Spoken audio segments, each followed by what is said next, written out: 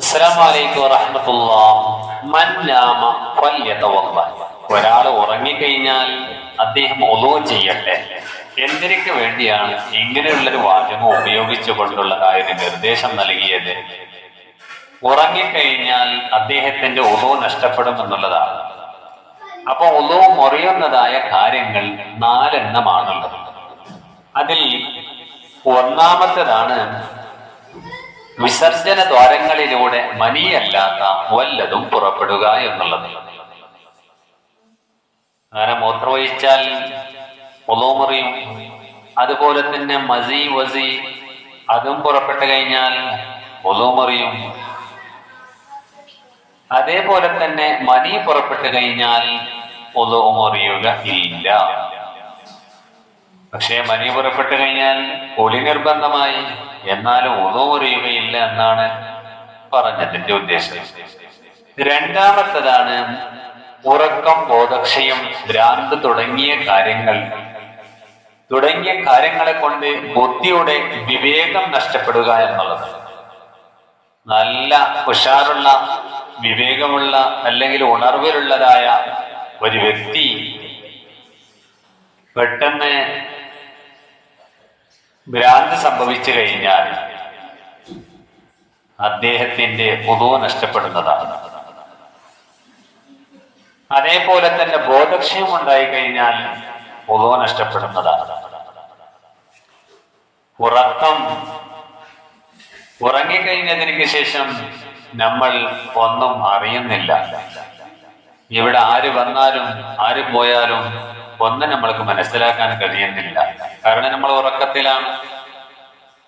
അങ്ങനെയുള്ളതായ ആ ഒരു ഉറക്കത്തിന്റെ സമയത്ത് നമ്മളുടെ വിവേകം നഷ്ടപ്പെടും. അങ്ങനെ നഷ്ടപ്പെട്ടു കഴിഞ്ഞാൽ അവിടെ ഒളൂ മുറിയുന്നതാണ്.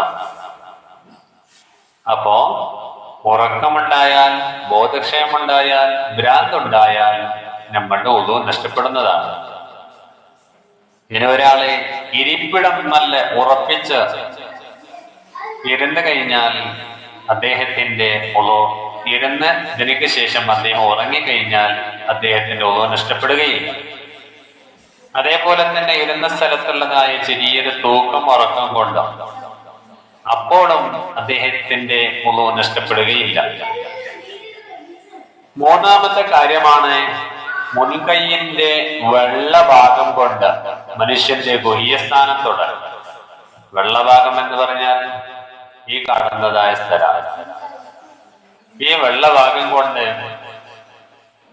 മനുഷ്യന്റെ ഗുഹ്യസ്ഥാനം തൊട്ട് കഴിഞ്ഞാൽ ഒളൂ മുറിയുന്നതാണ്. നാലാമത്തതാണ് അന്യസ്ത്രീ പുരുഷന്മാരുടെ തൊലി തമ്മിൽ ചേരുക. കാണൽ ഹറാമായ ആളുകൾ, അവരാണ് അന്യസ്ത്രീ പുരുഷന്മാർ. അവര് തൊലി തമ്മിൽ ചേരുക എന്നുള്ളത് അവിടെ ഒളൂ നഷ്ടപ്പെടും. അതേപോലെ തന്നെ മുടി, പല്ല്, നഖം എന്നിവ തൊട്ട് കഴിഞ്ഞാൽ ഒളൂ നഷ്ടപ്പെടുകയില്ല. സ്കിന്ന്, തൊലി തമ്മിൽ ചേരുക. ഉദാഹരണത്തിന് നടന്ന് ഇങ്ങനെ പോകുന്ന സമയത്ത് തിക്കും തിരക്കുള്ള സ്ഥലത്ത് നമ്മൾ എന്തായി, പരസ്പരം തൊലി തമ്മിൽ ചേർന്ന്, എന്നാൽ അവിടെ ഒളൂ നഷ്ടപ്പെടുമെന്നാണ്. ഇത്തരത്തിലുള്ള കാര്യങ്ങൾ ആണ് ഒളൂ മുറിയുന്നതായ കാര്യങ്ങൾ. അതുകൊണ്ട് തന്നെ വല്ലപ്പോഴും ഒളൂ നഷ്ടപ്പെട്ടു കഴിഞ്ഞാൽ അദ്ദേഹം വീണ്ടും ഒളൂ ചെയ്യേണ്ടതാണ്.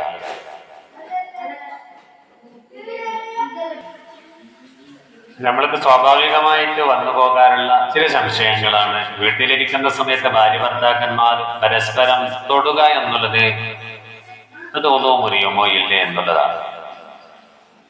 ഭാര്യ എന്നുള്ളത് അന്യസ്ത്രീ അല്ല എങ്കിലും അവളെ തൊട്ടു കഴിഞ്ഞാൽ ഒളൂ മുറിയുന്നതാണ്. അതേ സമയത്ത് നമ്മളുടെ ഉമ്മ, നമ്മളുടെ സഹോദരി, സ്വന്തം പെങ്ങൾ, അവരെ തൊട്ടാൽ ഒളൂ മുറിയുകയില്ല.